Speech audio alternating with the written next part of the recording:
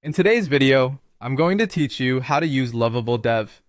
Lovable Dev is a tool that turns your idea into a working app with minimal setup, and I'll walk you through the entire process from first visit to publish. Start by opening your web browser and searching for Lovable. From the official site, head to the login area. On the login screen, choose the option to continue with email.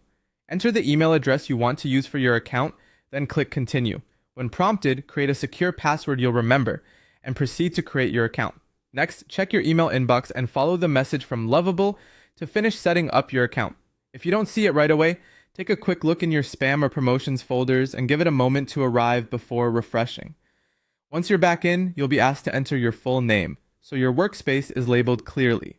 After you fill that in, click continue. If you see an onboarding screen or extra questions, feel free to click skip for now. You can always explore those later, but skipping helps you get straight to building. Now for the fun part. In the prompt box, type what you want to build in plain English. Be specific and straightforward, like a to-do list app with login.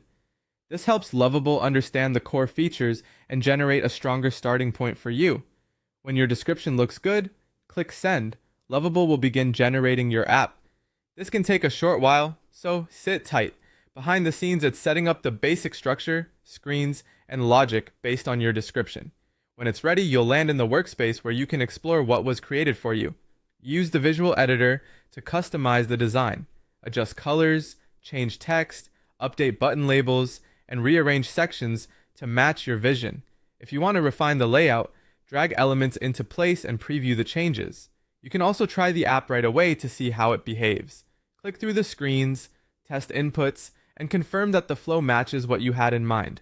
If something feels off, return to the editor and tweak until it's right. When you're happy with how everything looks and works, click publish. This will package your app and make it available to share. That's it. You searched, signed in, described your idea, let Lovable generate it, customized the result, tested it, and published. You're ready to iterate, improve, and share your app with others.